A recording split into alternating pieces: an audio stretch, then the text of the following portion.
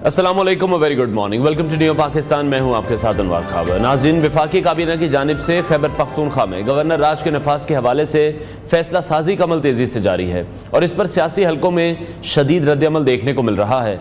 काबीना के इजलास में वजारत कानून और अटॉर्नी जनरल की राय को मद्देनजर रखते हुए अक्सरियत ने गवर्नर राज की हिमायत की, लेकिन इस अहम फैसले को हतमी शक्ल देने से पहले पीपल्स पार्टी, अवामी नेशनल पार्टी और कौमी वतन पार्टी समेत दीगर सियासी इत्तेहादियों से मुशावरत का फैसला किया गया है। ये मामला उस वक्त शिद्दत इख्तियार कर गया जब वफाकी हुकूमत ने खैबर पख्तूनख्वा हुकूमत पर 2 मरतबा वफाक पर चढ़ाई का इल्ज़ाम आयद किया, जिसमें मुबैना तौर पर सरकारी वसाइल और मुलाजमीन का इस्तेमाल शामिल था। दूसरी जानिब ANP और जमात इस्लामी ने गवर्नर राज के नफाज की मुखालफत करते हुए इसे आइन की खिलाफ वर्जी करार दिया है और सियासी इस्तेहकाम के लिए मुज़ाकरात पर जोर दिया है। PTI की अंदरूनी सूरत हाल भी इस वक्त बहरान का शिकार है, जहाँ पार्टी के सीनियर रहनुमा सलमान अकरम राजा और साहबजादा हामिद रजा ने अपने ओहदों से इस्तीफे दे दिए हैं।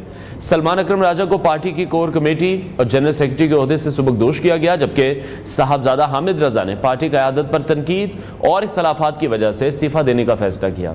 इसी तमाम सूरत हाल पर बात करने के लिए हमारे साथ मौजूद हैं सीनियर तजियाकार नासिर बेग चौथाई साहब को भी हम अपने शो में ज्वाइन करने के लिए कहेंगे। उनसे रब्ता करने की भी कोशिश की जा रही है। अभी जो बात हो रही है वो खैबर पख्तूनख्वा में गवर्नर राज के नफाज के लिए आइनी और कानूनी तकाज़ों के हवाले से है कि क्या जो मौजूदा हालात हैं वो इस फैसले को कोई आइनी जवाज़ फराहम करते हैं, हुकूमत किस तरह से ये करेगी, क्योंकि अभी पाकिस्तान पीपल्स पार्टी को ऑन बोर्ड लेना अभी बाकी है। इस हवाले से हम देख रहे हैं कि अवामी नेशनल पार्टी को भी ऑन बोर्ड लेने की ज़रूरत है और इसके साथ साथ कौमी वतन पार्टी समेत जो दीगर सियासी इत्तेहादी हैं उनसे भी मुशावरत का फैसला किया गया है। मामला हम देख रहे हैं कि शिद्दत इख्तियार कर चुका है। वफाकी हुकूमत ने खैबर पख्तूनख्वा हुकूमत पर 2 मरतबा वफाक पर चढ़ाई का इल्ज़ाम आयद किया था, जिसमें मुबैना तौर पर यह कहा गया कि सरकारी वसाइल वहाँ से इस्तेमाल किए जाते हैं, वहाँ से मुलाजमीन को लेकर आया जाता है, जो वहाँ पर मशीनरी मौजूद है उसको लेकर आया जाता है ताकि रास्ते में मौजूद जो कंटेनर्स हैं उनको हटाया जा सके।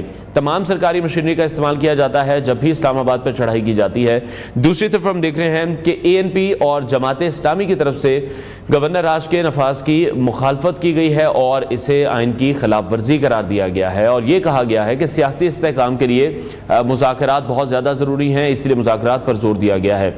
इसके साथ साथ पाकिस्तान तहरीक इंसाफ की जो अंदरूनी सूरत हाल है वो भी हम देख रहे हैं कि इस वक्त काफ़ी बहरान का शिकार दिखाई दे रही है। बुशरा बीबी जब से जेल से वापस आई हैं और पाकिस्तान तहरीक इंसाफ के दीगर रहनुमाओं से मुलाकातें करी हैं, डिसीजंस वो ले रही हैं। इसी हवाले से मज़ीद बात करेंगे। सीनियर तजियाकार नासिर बेग चौथाई साहब ने हमें ज्वाइन किया है। बेग साहब, बहुत शुक्रिया आपके वक्त के लिए। खैबर पख्तूनख्वा में गवर्नर राज के नफाज के लिए आप किस तरह से देख रहे हैं? आइनी और कानूनी तकाजे क्या हो सकते हैं? मौजूदा हालात इस फैसले को कोई आइनी जवाज़ फराहम करते हैं? क्योंकि वफाक की तरफ से कहा गया कि 2 बार ऐसा हो चुका है कि खैबर पख्तूनख्वा की हुकूमत, वहाँ की मशीनरी, वहाँ के मुलाजमीन को इकट्ठा किया जाता है और फिर वफाक पर चढ़ाई कर दी जाती है। देखिए, आइनी गुंजाइश तो मौजूद है। जहाँ तक आप आइन की बात कर रहे हैं कि अगर सूबाई असम्बली रिकमेंड करे तो हो सकता है, अगर वो रिकमेंड ना करे, रुकावट डाले, तो पार्लियामेंट मिलकर गवर्नर राज लगा सकती है एक मुख्तसर मखसूस मुद्दत के लिए। वो कंटिन्यू उसको आप एक्सटेंड नहीं कर सकते। अगर एक्सटेंड करना है आपको तो फिर आपको लगाना पड़ेगी इमरजेंसी। ये तो हो गया खालिस ठर्रा खुश्क बात। अब जहाँ ताल्लुक़ है सियासी सूरत हाल का, ये दुरुस्त है कि जनाब अली अमीन गंडापुर साहब 3 मुहाज़ों पर बरसरे पैकार हैं। एक मुहाज उनका है पार्टी की क़यादत, दूसरा है उनका जुलूस करने की ख्वाहिश, लीड करने की ख्वाहिश, और तीसरा है विद इन पार्टी ग्रुपों से निपटना। और ये बड़ा खतरनाक मसला हो गया। चौथा जो मसला बना है, चैलेंज बना है उनका, वो है बुशरा बीबी। बुशरा बीबी ने उनके पूरी प्लानिंग का तहस-नहस कर दिया। उनकी सारी जो एक से थी उसका बड़ा गर्क कर दिया और उसके साथ साथ पार्टी कारकुनों में जो इख्तलाफ पैदा हुआ है वो आपको नजर आया होगा अनवर साहब। बिल्कुल। डी चौक के ऊपर, डी चौक पर जब अली अमीन गंडापुर और दूसरों के गाड़ियों पर लाठियां बरसाई गई, वो पुलिस ने नहीं बरसाई, वो रेंजर्स ने नहीं बरसाई, पथराव किया गया। उनके अपने कारकुन थे, पीछे जा रहे थे। एक बल्कि मैंने लगाई भी आज वीडियो फेसबुक पर कि वो कह रहे थे भाग रहे हैं ये लोग, दोनों भाग रहे थे। और ये वो लोग थे अनवर साहब जो कहकर आए थे आपसे और मुझसे कि हम कफन बांध के जा रहे हैं, हमारी लाश ही ले उठ आएगी, अगर हमारी खबर ना आए तो हमारा जनाजा पढ़ लेना। ये जो सूरत हाल थी, इस पे कारकुन बाहर आया था, लेकिन कारकुन ने जगह जगह इनको रोका है, जगह जगह इनसे कहा स्पीड अप, तेज चलो, और फिर आखिर में डी चौक तक बात गई है। अच्छा, अंदर से सूरत हाल बन रही थी, वो बड़ी अजीबोगरीब यूँ थी कि हुकूमत बार बार मुज़ाकरात कर रही थी, मुज़ाकरात के लिए हेलीकॉप्टर दे रही थी, जहाज दे रही थी। संजानी तय हो गया था बैरिस्टर सैफ से और बैरिस्टर गौहर से सबसे संजानी तय हो गया था और डिक्लेयर हो गया था, लेकिन खातून ने कहा कि मैं तो डी चौक जाऊंगी, मुझे वहां खिताब करना है। सॉरी टू इंटरप्ट यू, जब से बुशरा बीबी ने एक किस्म का पार्टी को टेक ओवर किया, जब से वो जेल से वापस आई हैं, बहुत वो एक्टिव दिखाई दे रही थी। उन्होंने जिस तरह से इस काफिले को लीड भी किया, इस लश्कर को उन्होंने लीड भी किया, लेकिन फिर जो डिसीजन आ रहा था बानी पीटीआई की तरफ से कि संजानी एक मुतबादिल मकाम है, वहां पर धरना दे दें, उन्होंने वो भी नहीं माना। तो फिर आसिफ अली जरदारी की वो स्टेटमेंट आपको भी याद होगी, उन्होंने कौमी असेंबली के फ्लोर पर ही गई थी कि आप लोगों ने खुद गिरना है, हम आपको नहीं गिराएंगे। तो ये इन्होंने अपने साथ खुद ही कर दिया, अपना खुद ही कर दिया। और ये वाकई डी चौक के बाद तो जो सूरत बनी है वो तो गिरना ही हो गया ना, विद इन रैंक्स, जो आपने हवाला दिया है तकरीर का, ये खुद ही गिरे हैं। और उसके बाद जो परसों जो एक मीटिंग हुई है सियासी कमेटी की, वो इंतहाई गैर सियासी हो गई, एक दूसरे पे लान तान, मतलब पंजाब की लीडरशिप को बीबी ने कहा कि बुज़दिल हैं, ये गिद्ध हैं, इनको शर्म नहीं आती है, दूसरों का कि आप बेगैरत हैं, आप बेज़मीर हैं। अब ये जबान जो है ना, ये जबान, इसका जो आईक्यू लेवल देख लें आप, जीके लेवल देख लें आप, इमोशनल बैकग्राउंड देख लें, तालीमी बैकग्राउंड देख लें और शऊर देख लें, आपने किसी सियासतदान को ये बात करते हुए नहीं सुना होगा। पार्टी के अंदर ही बहुत खबरें लेते हैं, पार्टी के अंदर से कि अंदर क्या हुआ, और बाहर से भी हमने कुलसुम नवाज शरीफ को भी देखा, बेनजीर को भी देखा, मोहतरमा नुसरत भुट्टो को भी देखा, बहुत देखा, बार बार देखा हमने। लेकिन बेग साहब, अभी जिस तरह गवर्नर राज के नफाज की बातें हो रही हैं, तो खैबर पख्तूनख्वा में तो सियासी इस्तेहकाम, बेचैनी में बहुत ज्यादा इजाफा हो जाएगा। ये जो फैसला है, ये वफाकी हुकूमत और पीटीआई के दरमियान फिर जो तनाव है वो तो मजीद बढ़ जाएगा। देखिए, मेरा ख्याल है फैसला नहीं होना चाहिए। ये गवर्नर राज ठीक है, आईनी गुंजाइश है, आइन में कहते हैं लोग कि कानून में कहाँ लिखा हुआ है, कानून में लिखा हुआ है, लेकिन मैं समझता हूँ कि डेमोक्रेसी के लिए बहुत ज़रूरी है। हमने तजुर्बात किए गवर्नर राज के। मुझे याद है जब पीटीआई की हुकूमत आई तो सिंध पर 9 हमले हुए हैं गवर्नर राज के लिए, और 9 के 9 नाकाम हुए। वजह ये थी कि ये खौफ था कि गवर्नर राज लगा दिया फहद चौधरी साहब ने, या अपने वो थे ना गिटार वाले बाबा जो गाने गाते थे, गवर्नर सिंध, उन्होंने, तो क्या होगा, और बहुत बुरा होता, और यहाँ अमनो अमान की सूरत खराब होती।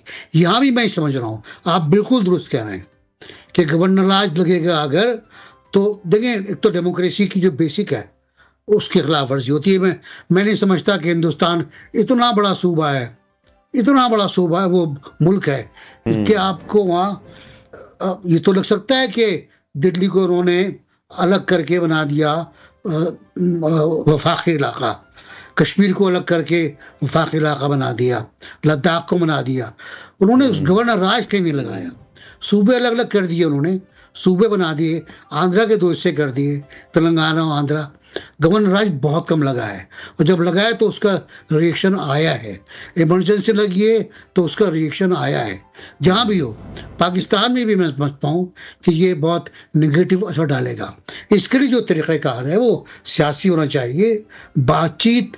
अल्टीमेटली अनवर साहब, बेग साहब, नो डाउट आप बिल्कुल दुरुस्त फरमा रहे हैं। अल्टीमेटली तो बात ही करनी पड़ती है। अगर बानी पीटीआई ये कहते हैं कि तालिबान से बात की जाती है, लेकिन वो किसी भी सूरत में पाकिस्तान मुस्लिम लीग नून, पाकिस्तान पीपल्स पार्टी से वो बात किसी भी सूरत में नहीं करना चाहते। उनका ये कहना है कि जो उन्होंने बयानिया बनाया 20-22 सालों में, वो तमाम बयानिया फिर तबाह हो जाएगा। चलें आगे बढ़ते हैं। दूसरी तरफ आपको क्या लग रहा है, एक तरफ गवर्नर राज के हवाले से हुकूमत बात कर रही है, दूसरा विद इन द पार्टी जैसे सलमान अकरम राजा हैं, साहबजादा हामिद रजा हैं, वो इस्तीफे दे चुके हैं।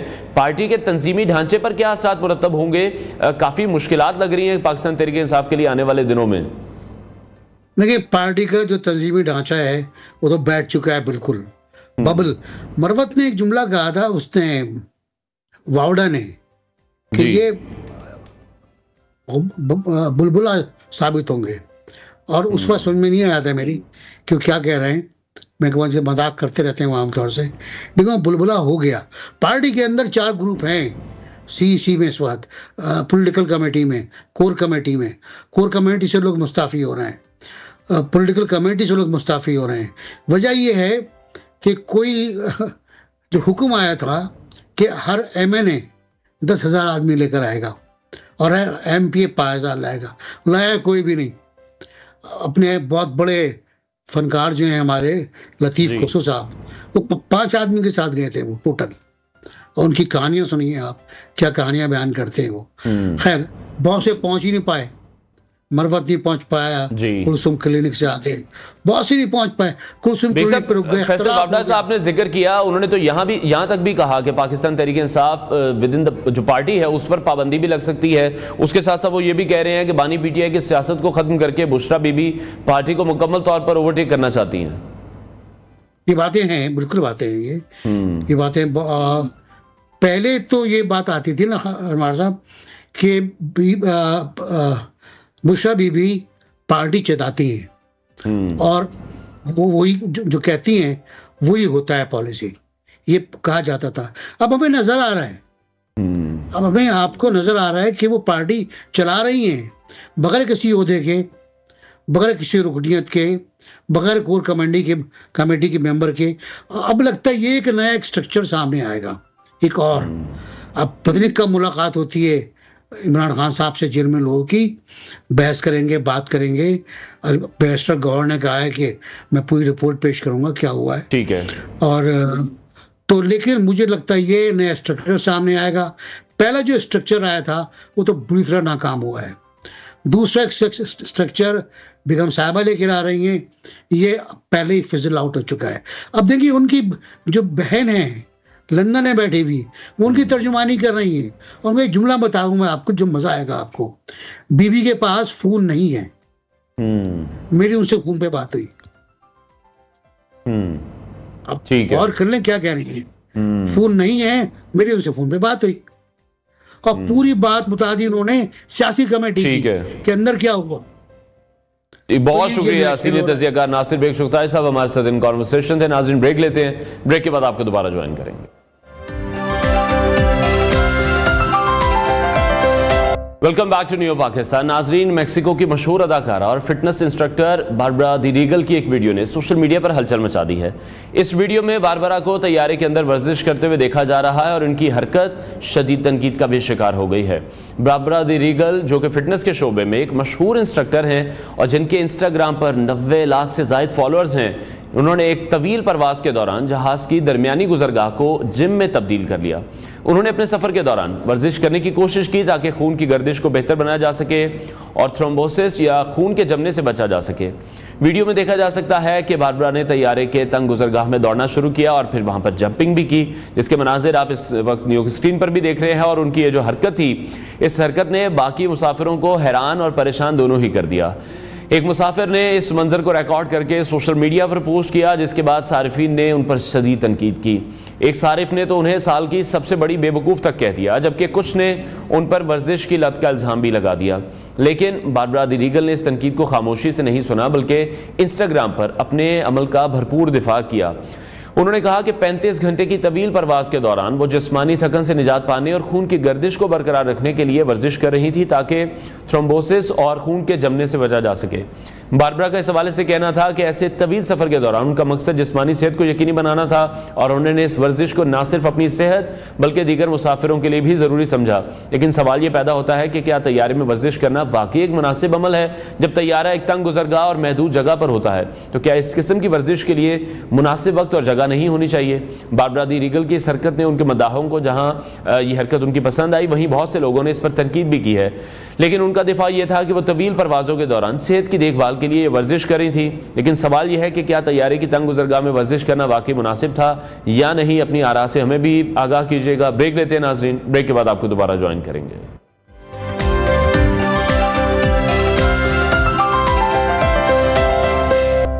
Welcome back to new Pakistan. Pakistan stock exchange ने एक तारीखी संगमील उबूर करते हुए 100 इंडेक्स की सतह को 1 लाख पॉइंट्स तक पहुंचा दिया है। यह कारनामा मुल्क की मुआशी बहाली की तरफ एक मुस्बत इशारा है, खास तौर पर इन हालात में जब 17 माह पहले मुल्क दिवालिया होने की कयास आराइयां की जा रही थीं। कारोबार के दौरान 100 इंडेक्स ने बुलंदतरीन सतह 1,540 पॉइंट्स को छुआ और दिन के अख्ताम पर 813 पॉइंट्स के इजाफे के साथ 1,82 पॉइंट्स पर बंद हुआ। बाजार में आज 1 अरब 16 करोड़ शेयर्स के सौदे हुए, जिनकी मालियत 39 अरब 77 करोड़ रुपए रही। मार्केट कैपिटलाइजेशन 138 अरब रुपए के इजाफे के बाद 12,716 अरब रुपए तक पहुंच गई है। ये गैर मामूली कारकर्दगी बताती है कि मुल्क में मुआशी इस्तेहकाम के लिए सरमायाकारों का एतमाद बहाल हो रहा है। मुआशी तजियाकारों के मुताबिक ये कामयाबी सिर्फ मुआशी आदाद व शुमार तक महदूद नहीं, बल्कि यह स्टॉक मार्केट का एक बैरोमीटर भी है जो मुल्क के हालात और मुस्तकबिल के इम्कानात को जाहिर करता है। ताहम उनका यह भी कहना है कि इस इस्तेहकाम को बरकरार रखने के लिए सियासी इस्तेहकाम और मजीद मुआशी इस्लाहात नागुज़ीर हैं। इसी हवाले से मजीद बात करेंगे मुआशी तजियाकार डॉक्टर शाहिद हसन सिद्दीकी साहब ने हमें ज्वाइन किया। डॉक्टर साहब, बहुत शुक्रिया आपके वक्त के लिए। पाकिस्तान स्टॉक एक्सचेंज के 1 लाख पॉइंट्स अबूर करने के आप क्या समझते हैं? क्या इसमें अवामिल हैं? क्या ये सिर्फ मकामी सरमायाकारी का नतीजा है या फिर गैर मुल्की सरमायाकारी भी इसमें शामिल है? बहुत शुक्रिया आपका। ये पाकिस्तान में जो हैरान कुन तौर पर ये स्टॉक एक्सचेंज ऊपर जा रहा है, खुशियां मनाई जा रही हैं, मुबारकबादें दी जा रही हैं जी। इसके पीछे हुकूमत की ये सोच है कि मईशत इतनी ख़राब हो चुकी है और IMF की शराइत भी हैं और ताकतवर तबके टैक्स भी देने के लिए तैयार नहीं हैं, वो अपने शाना अखराजात कम करने के लिए तैयार नहीं हैं। इसलिए मईशत का अगले चंद बरसों में ठीक होने का कतई कोई इम्कान नहीं है। लेकिन एक सोच अपनाई गई, एक हिकमत अमली अपनाई गई कि स्टॉक एक्सचेंज में बेहतरी लाना आसान होता है और ये नारा लगाया गया जिसका आपने भी इशारा किया कि स्टॉक एक्सचेंज की बेहतरी माशी तरक्की की दलील है। ये बात बिल्कुल 100% गलत है, बिल्कुल गलत है, ये सोच भी गलत है और ऐसी बात करनी नहीं चाहिए। लेकिन ये शुरू कैसे हुआ था? जब हमारी निगरान वज़ीर ख़जाना शमशाद अख्तर थी 2022 में, तो उन्होंने ये तस्वुर पेश किया था कि जी स्टॉक एक्सचेंज में बेहतरी लाएं और ये माशी तरक्की की दलील होगी। हालांकि उनको भी पता था कि ये गलत है, इसीलिए हुकूमत ने अब उनको स्टॉक एक्सचेंज का चेयरमैन बना दिया। और जब SIFC में भी शमशाद अख्तर ने और मौजूदा हुकूमत ने, जहाँ फौज जनरल्स भी होते हैं, ये कहा कि स्टॉक एक्सचेंज की तरक्की मईशत की तरक्की की दलील है। चुनांचे फौजी भी इस तरफ आ गए और हमने देखा कि जनरल साहब ने हमारे कई घंटों की मीटिंग्स स्टॉक एक्सचेंज में की। ये रिकॉर्ड का हिस्सा है। लेकिन इसमें 2-3 चीज़ें देखने की ज़रूरत है। एक तो ये है कि ये जो मईशत है वो हमारी दुरुस्त सिमत नहीं है, माशी अशारिये ख़राब हैं और अब ये कह रहे हैं इस तरक्की के नतीजे में कि हमारी स्टॉक एक्सचेंज दुनिया की बेहतरीन है। ये बात बिल्कुल सही है, 60% उन्होंने दिया। लेकिन माजी में भी कई मरतबा पाकिस्तान की स्टॉक मार्केट दुनिया की बेहतरीन मार्केट रह चुकी है। लेकिन जितनी मरतबा बेहतरीन रही उससे कई गुना मरतबा खून में नहाई है। ये रिकॉर्ड का हिस्सा है, ये रिकॉर्ड का हिस्सा है। बिल्कुल ठीक डॉक्टर साहब, आप दुरुस्त फरमा रहे हैं और यही मैं सवाल करना चाह रहा था, क्योंकि हमेशा से कहा जाता है कि स्टॉक एक्सचेंज बहुत ऊपर जा रही है, लेकिन हमें तो फिर ये देखना है कि कामयाबी जो ये है ये मईशत के तमाम शोबों तक पहुंच भी सकती है, खासतौर पर जब हम आम आदमी के लिए बात करते हैं। नहीं, ये तो बहुत अहम नुक्ता उठा दिया। ये जो स्टॉक एक्सचेंज ऊपर जा रहा है ये मईशत को तबाह बर्बाद करके आम आदमी के ऊपर इसके दस्तावेजी सबूत मौजूद हैं कि इसके लिए आम आदमी पर बोझ डाला गया है। शरह सूद में कमी करके बैंकों ने जो मुनाफा दिया जा रहा था लाखों करोड़ों खातेदारों को वो कम किया है, जिसकी वजह से जो है वो उनकी हालत ख़राब हुई है। और स्टेट बैंक ने जो है MDR जो है वो नाफिज की है कि ये नहीं रहेगी। और आपने देखा कि 1000 अरब रुपया हुकूमत के मुताबिक, स्टेट बैंक के मुताबिक पिछले चंद हफ्तों में बैंकों के डिपॉजिट गिर गए, क्योंकि उन्होंने ये कहा कि जी हम 6% फीस लगाएंगे, जो दुनिया में कहीं नहीं होता।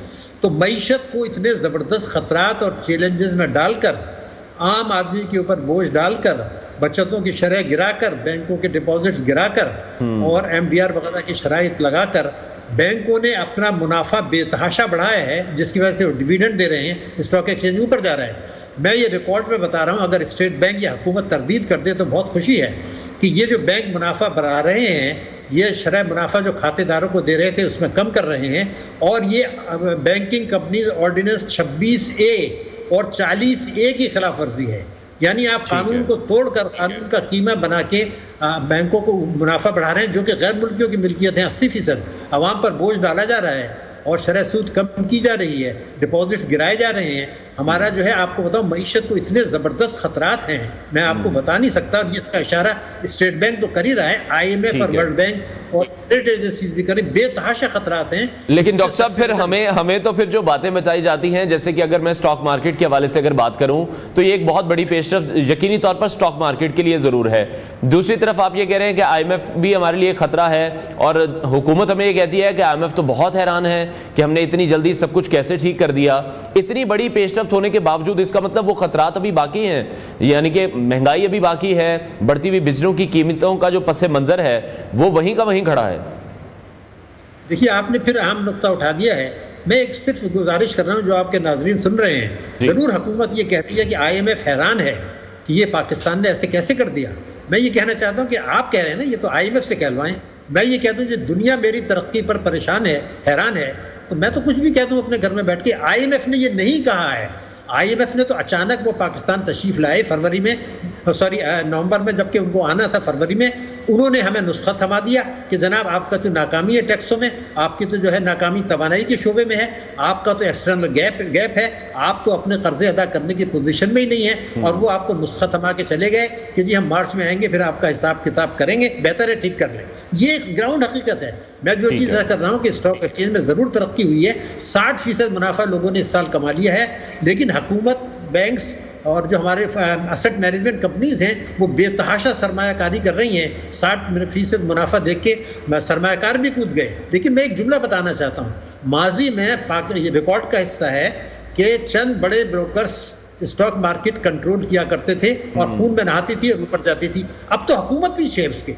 तो अगर हुकूमत ये कर रही है, मईशत को तबाह करके, मईशत के खतरात बढ़ाकर, मईशत के चैलेंजेस बढ़ाकर, पाकिस्तान की सलामती को खतरे डाल के, तो मैं ये चाहता हूँ कि ठंडे दिल से बैठ जाएं। हमारा मुल्क है, आपका भी मुल्क है, हुकूमत सियासतदानों का भी मुल्क है। ये देख लें कि आपकी मईशत किधर जा रही है। क्या ये हकीकत नहीं है कि मैं आपको रिकॉर्ड पर बता रहा हूँ, स्टेट बैंक के आदाद शुमार हैं कि हमारा जो है वो रेमिटेंसेस बढ़ी हैं। $1 अरब 4 महीने के अंदर बरामदात के मुकाबले में बढ़ गई। दुनिया में जैसे भारत में 6 गुना बरामदात होती हैं, हमारा उल्टा हो रहा है, बरामदात नहीं बढ़ रही, रेमिटेंस बढ़। ये है आग से खेलना।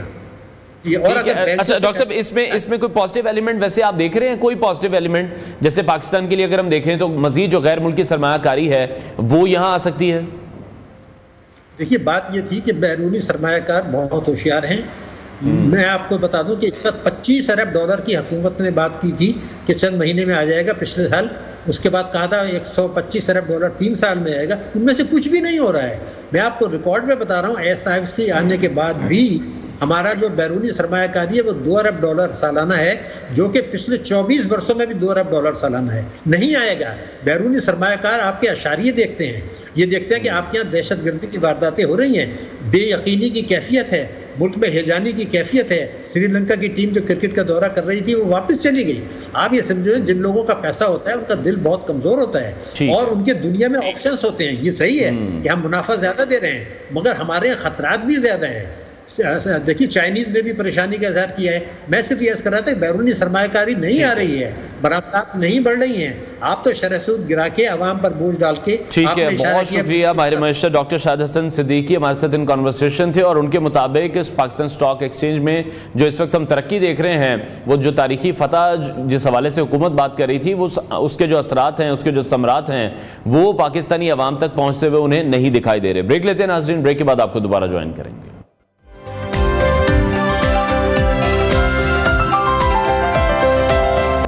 Welcome back to new Pakistan. तीसरे और फैसला कुन वनडे मैच में पाकिस्तान ने जिम्बाब्वे को 99 रन से शिकस्त देकर सीरीज 2-1 से अपने नाम कर ली है। इस मैच में कामरान गुलाम की शानदार सेंचुरी और अब्दुल्ला शफीक की निस्फ सेंचुरी ने पाकिस्तान को फतह दिलाने में मरकजी किरदार अदा किया। जिम्बाब्वे की पूरी टीम 204 रन पर ढेर हो गई और पाकिस्तानी बॉलर्स की बेहतरीन कारकर्दगी ने इस कामयाबी को यकीनी बनाया। इस फतह के साथ ही सीरीज के दिलचस्प लम्हात और खिलाड़ियों की कारकर्दगी पर भी हम गुफ्तगू करेंगे। दूसरी तरफ जो अहम खबर है वो है आईसीसी, पाकिस्तान क्रिकेट बोर्ड और भारतीय क्रिकेट बोर्ड के मुजव्वज़ा हाइब्रिड मॉडल के हवाले से, जिसको पीसीबी ने मुस्तरद कर दिया है। और आज एक अहम मीटिंग भी होने जा रही है, आईसीसी की बोर्ड मीटिंग है जिस पर सबकी नजरें हैं। इसी हवाले से हम मजीद बात करेंगे। Senior sports analyst Abdul Majid Bhatti साहब ने हमें ज्वाइन किया है। भट्टी साहब, बहुत शुक्रिया आपके वक्त के लिए। पाकिस्तान की सबसे पहले तो बताइएगा कि इस हालिया कारकर्दगी को आप किस तरह से देख रहे हैं? पाकिस्तानी टीम की जो तैयारी है वो चैंपियंस ट्रॉफी के लिए आपको काफी दिखाई दे रही है? देखिए अनवर साहब, मेरा ख्याल में जितना बड़ा पाकिस्तान का नाम है और जिम्बाब्वे आने से पहले पाकिस्तान ने वर्ल्ड चैंपियन ऑस्ट्रेलिया को ऑस्ट्रेलिया में हराया, तो मेरे ख्याल में ये 3-0 रिजल्ट आना चाहिए था। लेकिन चलें, कुछ नए लड़कों को ट्राई किया है, नए लड़कों ने अच्छा परफॉर्म किया। चूंकि रीबिल्डिंग फेज है इसलिए एक मैच हम हार भी गए, लेकिन मेरे हिसाब से पाकिस्तान को तीनों मैच जीतने चाहिए थे। लेकिन मेरे ख्याल में अब पाकिस्तान का चैंपियंस ट्रॉफी से पहले हनीमून पीरियड तो खत्म हो गया, क्योंकि अब पाकिस्तान को साउथ अफ्रीका में जाकर T20 वनडे टेस्ट मैच खेलने, फिर मुल्तान में पाकिस्तान न्यूजीलैंड साउथ अफ्रीका की एक ट्रायंगुलर सीरीज है, उसके बाद चैंपियंस ट्रॉफी है। तो मेरा ख्याल जितने तजुर्बात किए थे, लेकिन अच्छी चीज नजर आई। फैसल अकरम स्पिनर, उन्होंने अच्छी बॉलिंग की इंस्पायर किया। फिर कामरान गुलाम, जिन्होंने इंग्लैंड के खिलाफ टेस्ट मैच में सेंचुरी बनाई थी, कल उन्होंने वनडे में भी सेंचुरी बनाई। तैयब ताहिर को मौका कल दिया गया, उन्होंने छोटी इनिंग्स खेली, लेकिन एक नजर आया कि उनमें फर्क है। तो नए लड़कों को पीसीबी मौका दे रहा है। बाबर आजम, शाहीन, नसीम ने इस सीरीज में पार्टिसिपेट नहीं किया, लेकिन अच्छा है, नए लड़के अच्छे तरीके से परफॉर्म करके पाकिस्तान टीम को आगे लेके चल रहे हैं। ठीक है। और दूसरा, अगर कैप्टनसी के हवाले से बात करें तो मोहम्मद रिजवान की क़यादत पर आपकी क्या राय है? आपको लगता है कि दबाव में भी वो टीम को संभालने की सलाहियत तो रखते हैं? देखिए, पाकिस्तान टीम का जो कप्तान है हर वक्त वो मीडिया के स्कैनर में रहता है। तो मोहम्मद रिजवान ने जिन हालात में उनको कप्तानी मिली, जाहिर है पहले हमने बाबर को हटाया, शाहीन को लेकर आए, फिर बाबर को लेकर आए, फिर बाबर को हटाया, फिर अब रिजवान को कप्तानी मिली। मेरे ख्याल में अभी तक रिजवान अच्छी कप्तानी कर रहे हैं। कुछ गलतियां वो कर रहे हैं, लेकिन चूंकि तवातुर के साथ चेंजेस हो रही है, हेड कोच भी चेंज हो गए, सपोर्ट स्टाफ में भी कुछ नए लोग आ गए, तो उम्मीद ये है कि अब ये आकिब जावेद, मोहम्मद रिजवान का जो कॉम्बिनेशन है ये पाकिस्तान टीम को अच्छे तरीके से आगे लेके चलेगा। ठीक है। और भट्टी साहब, आप किस तरह से समझते हैं, जब हम कंपैरिजन करते हैं कि पीएसएल में बड़ी अच्छी कप्तानी रिजवान करते रहे, नो डाउट अभी भी वो अच्छी कैप्टनसी कर रहे हैं, कितना एक एज मिलेगा उन्हें पाकिस्तान सुपर लीग की कप्तानी से? हालांकि जो इंटरनेशनल क्रिकेट है, इस तरह के टूर्नामेंट्स हैं, वो बिल्कुल एक डिफरेंट चीज है।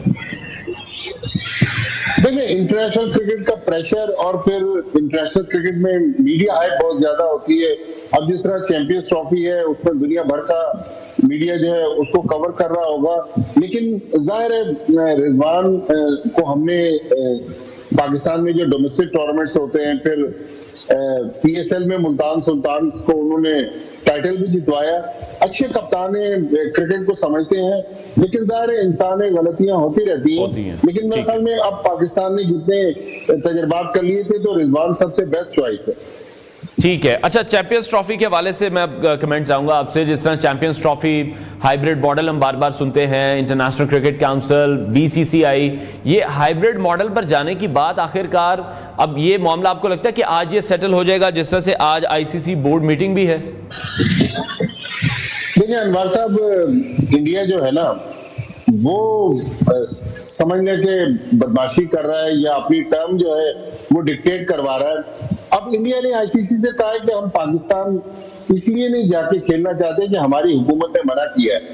तो पाकिस्तान ने एक सादा सा सवाल पूछा है कि भाई आप क्यों पाकिस्तान नहीं आना चाहते इंडिया वाले? एक रीजन तो बता दें। अगर पाकिस्तान में सिक्योरिटी रीजन है उनके लिए, तो Australia, England, south Africa, West Indies, Sri Lanka, New Zealand, दुनिया की सारी टीमें आ रही है, तो क्या मसला है इंडिया को?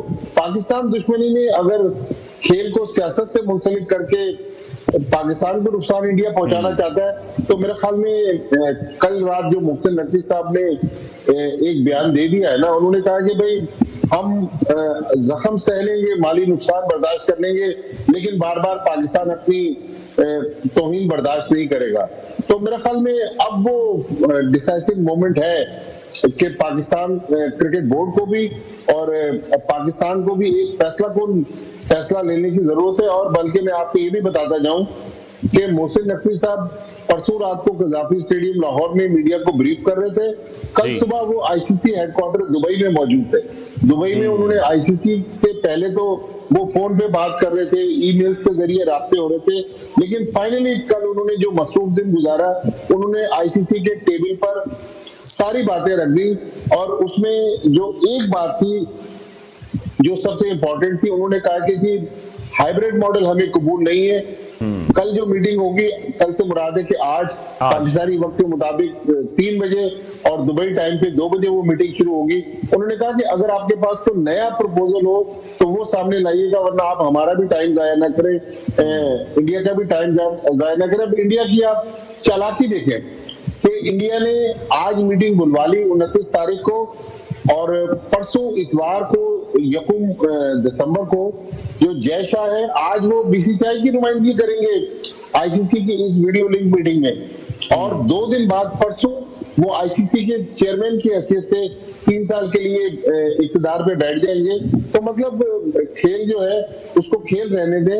अब देखें, लोग कहते हैं कि पाकिस्तान को नुकसान होगा, नुकसान तो माली होगा, लेकिन जाहिर है पाकिस्तान के वकार से बढ़ के कोई चीज ज्यादा नहीं है। बिल्कुल ऐसी। अच्छा, दुरुस्त आपने फरमाया, और हमने पहले भी बड़े खुले दिल का मुजाहरा किया जब हम एशिया कप के लिए भी हाइब्रिड मॉडल पर मान गए। शायद तब भी हमें ये गलती नहीं करनी चाहिए थी। फिर हम वनडे वर्ल्ड कप खेलने के लिए हिंदुस्तान चले गए, शायद तब हमें भी ये डिसीजन ले लेना चाहिए था। पाकिस्तान हमेशा से खुले दिल का मुजाहरा करता रहा है। इंटरनेशनल क्रिकेट काउंसिल इन तमाम चीज़ों को शायद वो फिर नोटिस नहीं कर रहे, या इसको नोटिस करना नहीं चाह रहे हैं, क्योंकि उजारादारी इतनी है बीसीसीआई की उन पर कि वो भी शायद खुल के कोई डिसीजन नहीं ले पा रहे हैं। ब्रॉडकास्टर्स के 3.2 अरब के जो डॉलर के मुआहदे हैं वो जुड़े हुए हैं पाकिस्तान के हिंदुस्तान के मैच के साथ, तो एक बहुत बड़ा सेटबैक होगा उन तमाम ब्रॉडकास्टर्स के लिए, तमाम शायकीन के लिए भी। पाकिस्तान तो खुले दिल का मुजाहरा कर रहा है, लेकिन हिंदुस्तान की तरफ से जो किया जा रहा है, आपको लगता है फिर बहुत ज्यादा गलत है? जिस तरह से बायलैटरल सीरीज हमने देखा हिंदुस्तान पाकिस्तान की खत्म हो गई थी, अब आईसीसी इवेंट्स भी ये दोनों टीमें फिर इन फ्यूचर हमें नहीं खेलती दिखाई देंगी। देखिए, बायलैटरल सीरीज में तो अनवर साहब पाकिस्तान को नुकसान पहुंचाया है इंडिया ने, लेकिन अल्हम्दुलिल्लाह 2007 से अब 2024 के आखिरी महीने में हम दाखिल हो रहे हैं, तो पाकिस्तान की क्रिकेट तो पहले से बेहतर अंदाज में चल रही है। पीएसएल में माशाल्लाह पाकिस्तान को काफी पॉपुलैरिटी थी, लेकिन इंडिया अगर ये समझता है या आईसीसी समझती है कि इंडिया के साथ वो चल सकते हैं, लेकिन ये जो आपने अरबों रुपए के ब्रॉडकास्टर्स के मुआहदे की बात की, पाकिस्तान ही अगर टूर्नामेंट ना खेले, चले पाकिस्तान को $6 मिलियन होस्टिंग राइट्स मिल रहे हैं, उसमें से $13 लाख इंश्योरेंस की फीस है, 12-13 लाख रुपए पाकिस्तान गेट मनी से कमा लेगा, तो पाकिस्तान तो ये नुकसान बर्दाश्त कर लेगा $60 लाख का। लेकिन क्या पाकिस्तान के बगैर जो इंडियन स्पॉन्सर्स हैं, जो 70% स्पॉन्सर्स आईसीसी के इंडियंस हैं, या फिर जो ब्रॉडकास्टर हैं, वो क्या इतना पैसा कमा सकेगा? लेकिन पाकिस्तान जो एक बड़ा प्रपोजल लेके जा रहा है, वो ये प्रपोजल है कि चलें अगर इस बार हाइब्रिड मॉडल पे करेंगे तो अगले 6 साल में 4 आईसीसी इवेंट्स की मेजबानी इंडिया ने भी करनी है, वो भी हाइब्रिड मॉडल के तहत होंगे, पाकिस्तानी टीम भी इंडिया नहीं जाएगी। तो मोहसिन नकवी साहब एक स्ट्रॉन्ग और दबंग किस्म का पाकिस्तान का पॉइंट ऑफ व्यू लेकर पहुंचे हुए। मेरा ख्याल में इस बार शायद ये इतनी आसान बात नजर नहीं आ रही। मेरा ख्याल में अगर अभी नहीं तो कभी नहीं। ठीक है, मतलब अब ये चीजें तो कंफर्म है कि अब पाकिस्तानी हुकूमत, पाकिस्तान क्रिकेट बोर्ड इस स्टांस से किसी भी सूरत पीछे नहीं हटने वाला। देखिए, अभी तक तो जो पीसीबी कह रहा है, मोहसिन नकवी साहब कह रहे हैं, अब आप आईसीसी का देखें ना, पाकिस्तान को सालाना जो आईसीसी की आमदनी है उसका जो शेयर है वो $13 मिलियन मिलता है। उसके मुकाबले में अगर आप भारत देखें, जो आईसीसी की टोटल आमदनी का 38% आईसीसी को मिलता है, 38% कितना है अनवार साहब? 13 मिलियन पाकिस्तान को, 90 से 95 मिलियन डॉलर इंडिया को मिलता है। तो इंडिया तो हर तरह से फायदे में है। अब वो अपनी दादागिरी कर रहा है, अब वो अपनी हर बात मनवाना चाहता है। मेरे ख्याल में अब बहुत हो गया। क्रिकेट में पाकिस्तान को इंडिया ने जितना नुकसान पहुंचाना था, लेकिन आईसीसी इवेंट में शायद, जिस तरह मैंने पहले आपसे कहा, ये डिसाइसिव मोमेंट है। आज अगर कुछ हाइब्रिड मॉडल का फार्मूला आएगा भी तो मोहसिन नकवी साहब फिर गवर्नमेंट ऑफ पाकिस्तान के पास जाएंगे। वो इसलिए भी जाना चाहते हैं कि एक बार जय शाह को भी तो आईसीसी की चेयरमैनशिप पे आके बैठने देना, लेकिन मेरे ख्याल में शायद इस बार पाकिस्तान ने भी अपनी कश्तियां जला ली। ठीक है, लेकिन भट्टी साहब आप क्या समझते हैं लॉन्गर टर्म में किस तरह से ये तमाम चीज़ें सॉर्ट आउट होंगी? पाकिस्तान भारत के दरमियान क्रिकेट खेलने के हवाले से ये सियासी फिर जो इख्तलाफात है उसको हल करने के लिए हमारी साइड से मजीद हम क्या कर सकते हैं? देखिए, ये तो फिर टू वे ट्रैफिक है ना। अगर इंडिया समझता है कि वो बड़ा टेस्ट प्लेइंग कंट्री है तो पाकिस्तान भी बड़ा टेस्ट प्लेइंग कंट्री है। इस चैंपियंस ट्रॉफी का पाकिस्तान दिफाई चैंपियन है। 92 में पाकिस्तान ने 50 ओवर का वर्ल्ड कप जीता, 2009 में T20 वर्ल्ड कप। तो पाकिस्तान की जो दुनिया में एक अपनी मार्केट है और वो तो पाकिस्तान उससे इनकार नहीं कर सकता। अगर भारत आईपीएल में पाकिस्तानी प्लेयर्स तो नहीं बुलाता तो वो तो उनका इवेंट है, लेकिन जब आप ग्लोबल इवेंट्स की बात करते हैं तो फिर तो मसावी चलना पड़ेगा। ये नहीं होगा कि भारत अपनी शराइत मनवाए और पाकिस्तान जो है वो हर बार मुंह देखता रह जाए। ठीक है, और इसमें जो जय शाह का रोल है वो बहुत ज़्यादा इंपॉर्टेंट है। वो देखने की ज़रूरत है कि वो अब जो आईसीसी के चेयरमैन बनने जा रहे हैं तो वो भारतीय क्रिकेट बोर्ड को बैठकर वहां पर देखेंगे या फिर तमाम क्रिकेट बोर्ड्स के हवाले से ही मामलात को तय किया जाएगा। बहुत शुक्रिया senior sports analyst Abdul Majid Bhatti साहब हमारे साथ इन कॉन्वर्सेशन थे। ब्रेक लेते हैं नाज़रीन, ब्रेक के बाद आपको दोबारा ज्वाइन करेंगे।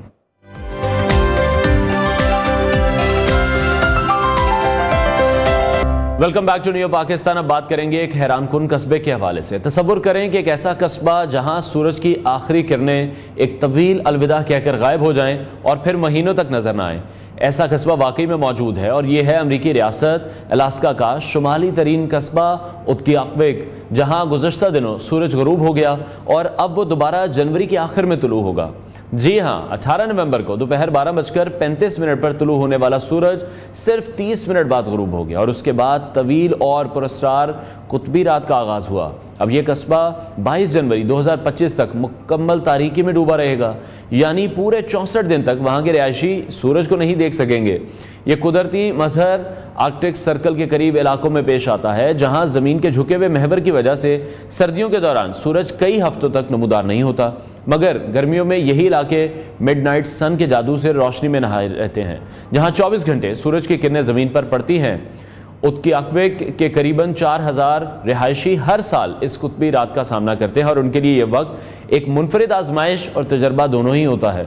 2 माह की तवील तारीकी के दौरान सूरज की रोशनी तो कभी कभार एक हल्की सी झलक के तौर पर नजर आती है, लेकिन सूरज के तुलू या गुरूब होने जैसा मंजर नहीं देखा जाता। ये तारीकी अपनी जगह एक हैरत अंगेज मंजर तो है, मगर इसके साथ चैलेंजेस भी आते हैं। विटामिन डी की कमी, तवील रातों की वजह से होने वाली उदासी और ज़िंदगी की मामूलात में तब्दीली, इन सब का सामना वहाँ के लोग बहुत ही बहादुरी से करते हैं। लेकिन इस तमाम के बावजूद वो अपने माहौल से जुड़े रहते हैं, क्योंकि उनके लिए तारीकी इतनी ही फितरी है जितना कि गर्मियों में 24 घंटे सूरज का मौजूद रहना। और दिलचस्प बात यह है कि दुनिया के शुमाली निस्फ कुर्रे में दिन का दौरानिया जून के आखिर से कम होना शुरू होता है और शुमाली खित्तों में ये कमी ज़्यादा नुमायाँ हो जाती है। सितंबर तक उत्कियाकविक जैसे इलाकों में दिन के घंटे बहुत मुख्तसर हो जाते हैं और नवंबर तक सूरज अलविदा कहता है। शायद हमारे लिए जो रोज़ाना सूरज के तुलू ग्रुप के आदी हैं, ये सब कुछ उनके लिए नाकाबिल यकीन हो, लेकिन वहाँ पर रहने वाले लोग इस अनोखे मंजर को अपनी रोज़मर्रा ज़िंदगी का हिस्सा मान चुके हैं और वो इस तारीकी में भी रोशनी तलाश कर लेते हैं। ब्रेक लेते हैं नाज़रीन, ब्रेक के बाद आपको दोबारा ज्वाइन करेंगे।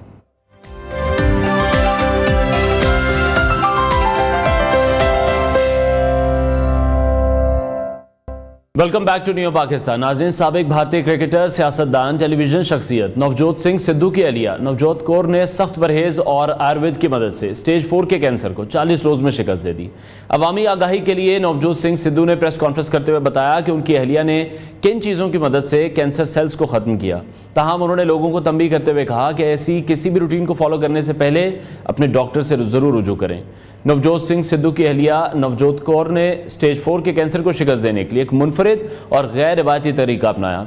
इसके लिए उन्होंने सख्त ग़िज़ाई परहेज़ और आयुर्वेद तरीके अपनाए, जिसमें नींबू पानी, कच्ची हल्दी, सेब का सिरका, नीम के पत्ते, तुलसी और ख़ास किस्म के तेलों का इस्तेमाल शामिल था। उनके मुताबिक उनकी अहलिया ने इस तमाम रूटीन की सख्ती से पाबंदी की और इसके साथ ही दाखिली सोजिश को ख़त्म करने वाली खुराक को अपनी रोज़मर्रा की ज़िंदगी का हिस्सा बनाया। सिद्धू ने इस बात को तस्लीम किया कि उनकी अहलिया की कामयाबी की सबसे बड़ी वजह उनका डिसिप्लिन और इस रूटीन के साथ मुस्तकिल मिजाजी थी। इसके अलावा नवजोत कौर ने रिवायती चाय के बजाय दारचीनी, लौंग, गुड़ और इलायची की चाय पीना शुरू की थी। इनकी ग़िज़ाई तब्दीलियों और सेहतमंद तर्ज़ ज़िंदगी ने उनके जिस्म में कैंसर सेल्स को कम करने और ख़त्म करने में अहम किरदार अदा किया। ये मोटिवेशन ना सिर्फ कैंसर के मरीजों को एक नया हौसला देती है, बल्कि ये भी दिखाती है कि सेहतमंद तर्ज़ ज़िंदगी की तब्दीली, सही ग़िज़ाइयत और कुदरती इलाज के ज़रिए कैंसर जैसे संगीन मर्ज़ का मुकाबला किया जा सकता है।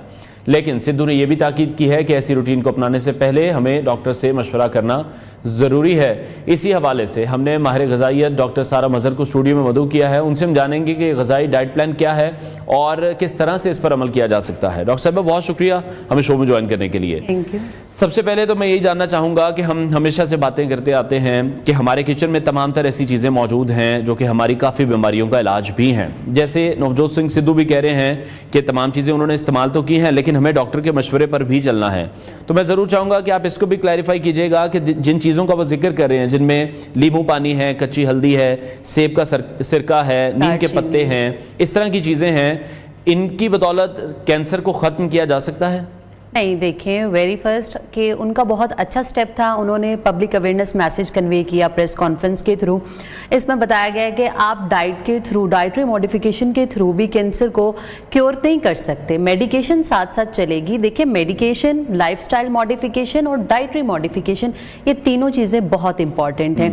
कैंसर की वजह से जितने हमारे बॉडी में रिस्क फैक्टर्स या जितने भी सिम्टम्स आ रहे होते हैं, आप उनको ओवरकम कर सकते हैं अपने डाइट में ये चीज़ें ऐड करके। कैंसर उस वक्त अगर प्रिवेंटिव कंडीशन में हो, आपको कैंसर नहीं हुआ बट बॉडी में फ्री रेडिकल फॉर्मेशन होती है जिसकी वजह से हमारे डीएनए में रेप्लिकेशन में प्रॉब्लम आती है, देन कैंसर होता है। अगर डाइट में ये चीज़ें रेगुलर रूटीन में ऐड होंगी तो आप कैंसर को प्रिवेंट कर सकते हैं। वाकई कैंसर का इलाज उस स्टेज पर है जब आपको कैंसर नहीं है लेकिन ऐसे फ्री रेडिकल्स बॉडी में प्रोड्यूस हो रहे हैं, उनके लिए एंटीऑक्सीडेंट, इन सारी जितनी भी अशिया उन्होंने बताई हैं सब में मौजूद हैं।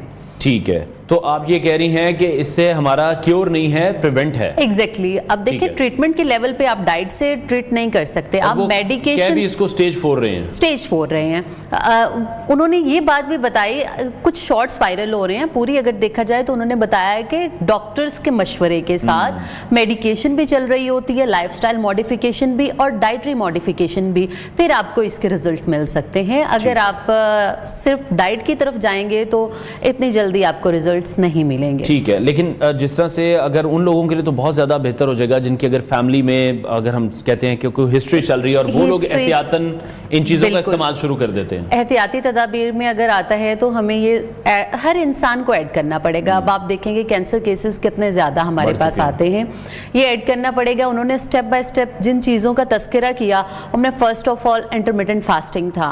अब देखिए कि बीइंग अ मुस्लिम हमारी रूटीन में फास्टिंग है, फास्टिंग के प्रोसेस में और नॉर्मल रूटीन में भी लोग आप देखेंगे कि इंटरमिटेंट फास्टिंग से वजन कम कर रहे हैं, डिफरेंट टाइप की डिजीज को क्योर कर रहे हैं। इंटरमिटेंट फास्टिंग के रिजल्ट्स बहुत अच्छे हैं। उसका प्रोसेस ये होता है कि हमारी बॉडी एक ऐसे फेज में चली जाती है कि ऑटोफेजी का प्रोसेस होता है जिसमें हमारे सेल्स खुद ही अपने सेल्स को, जो कि फजूल सेल होते हैं, फ्री रेडिकल्स होते हैं, उनको खाना स्टार्ट कर देते हैं। इस तरह से हम एंटी कैंसरस प्रॉपर्टीज ये सारे प्रोसेस रखते हैं और हम बच सकते हैं कैंसर से। जिस तरह मुख्तलिफ किस्म के तेल उन्होंने बताया, खोपरे का तेल है, कोल्ड प्रेस नबाताती तेल है, बादाम के तेल का इस्तेमाल, ये किस तरह से मुफीद है? जी, अब जहाँ तक बात आती है, उन्होंने नारियल का तेल इसमें मेंशन किया, आंवले की भी बात की, तो इनका ऑक्सीडेटिव स्ट्रेस लेवल कम कर देते हैं। ऑक्सीडेटिव स्ट्रेस बेसिकली हमारा जब कैंसर होता है, बॉडी में फ्री रेडिकल बन रहे होते हैं, तो हमें एंटीऑक्सीडेंट चाहिए जो कि फ्री रेडिकल्स को कैप्चर करते हैं, उसके दबाव को ख़त्म करते हैं।